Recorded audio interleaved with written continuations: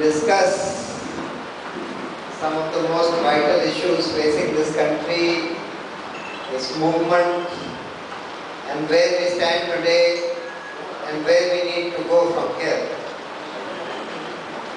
When we started this Jan Lokpal movement about 2 years ago, the reason for starting this movement was that we all felt that corruption had become a very serious problem in this country. It was not just eating away the financial resources which could be used for public welfare, for public good, but also that corruption was distorting public policies and was inducing the government and parliament to make laws and policies which were not in public interest but which were in the commercial interest of large corporations. So crony capitalism in this country had reached to an extent where virtually all policies and laws were being made not in public interest but in the commercial interest of corporations, and these laws and policies were having all kinds of negative impacts on the people of this country, on the environment, on social conflicts. For example, the policy on mining was leading to firstly displacement of a large number of people, particularly tribals, which was making them pick up arms and join the Maoists, which was exacerbating this Maoist problem in this country. It was destroying the environment. You were cutting down the forests in order to make that land available for mining corporations. You were polluting the water, the rivers. You were destroying the water sources.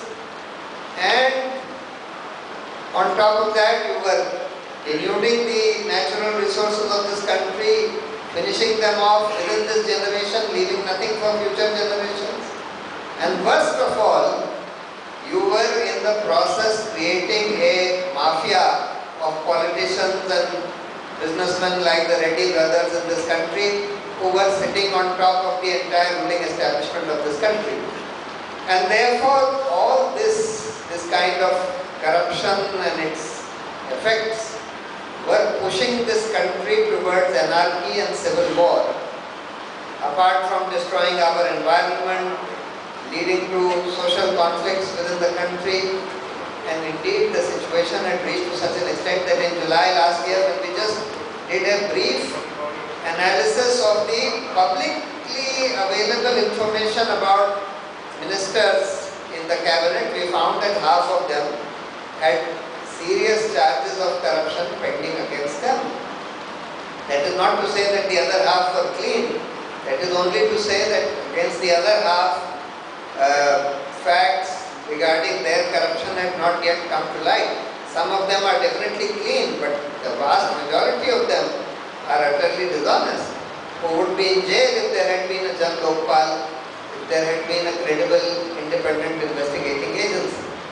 So we started this movement thinking that this is a serious problem, and one of the effective ways of tackling it would be to have an independent investigative agency which is not under the control of the government, which could investigate corruption at all levels of all kinds of people, politicians, bureaucrats, judges, other police and so on, and also prosecute them.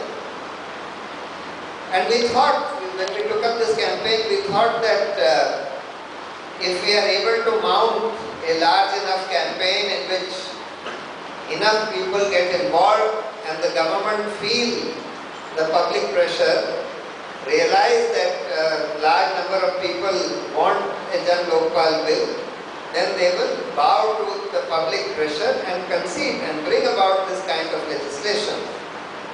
But at that time we were naive and we didn't understand that this was not going to happen. Our experience with other campaigns like the Right to Information campaign or the Right to Food campaign or the Right to Employment Guarantee campaign, where we did manage to get some laws, Right to Information Act, of course, is an outstanding act which was largely drafted by us and conceded by the government, partly perhaps because they didn't realize the power of this law. But the experience with the Employment Guarantee Act or with the Right to Food, Right to Education Act, we found that the government did concede at least these kind of things if there was sufficient public pressure and good campaign to back it up.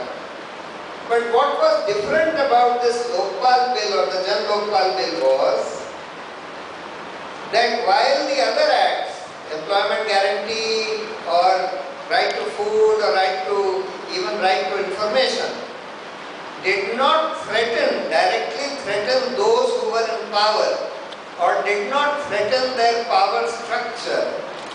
But it was just as if, alright, they felt that, well, we can loot 1,000 crores and we'll have to give 10-20 crores out of that to these people. That they were prepared to concede. But when it came to a legislation which would be a serious threat to these people, where they felt that if they concede a independent Jan Lokpal, then most of them would be in jail. Or if they concede a legislation for putting in place direct democracy in this country, then they will lose that source of power. Today, unfortunately, because one of the things in this campaign was, we realized was, that more than half the people, or more than 80% of the people in this country wanted a Jan Lokpal bill, as was clear from all surveys, opinion polls, referendums that were done in the country. Despite that, these people were not willing to concede that legislation. So therefore, we said that what kind of democracy is this, where even 80% people, the demand of even 80% people in this country is not being met by those who are our elected representatives. So we said that this is not what democracy should be like. Democracy means rule by the people. Just sit down because your movement is disturbing. Sit somewhere. Democracy means rule by the people. And therefore, in a real democracy, if 80% people wanted a particular kind of legislation, that legislation should have been passed. And therefore, we started making this demand for direct democracy, where the kind you have in Switzerland and many other countries, where if 1% people sign a petition saying that they want the Jan Lokpal bill, then that bill is put to a national referendum, and if the majority of the people vote in favor of that, it is passed into law. It doesn't have to go to parliament. Therefore, we started talking about this kind of direct democracy. But we realized that those who are in power today are not going to concede that, because that will deprive them of the very power that they are using or misusing for all their illicit gains. So, and every time that we made this demand to have this law or that law, they would say, their refrain was or their taunt was, that who are you? You are not elected. We are the elected representatives. How can you ask us what kind of law?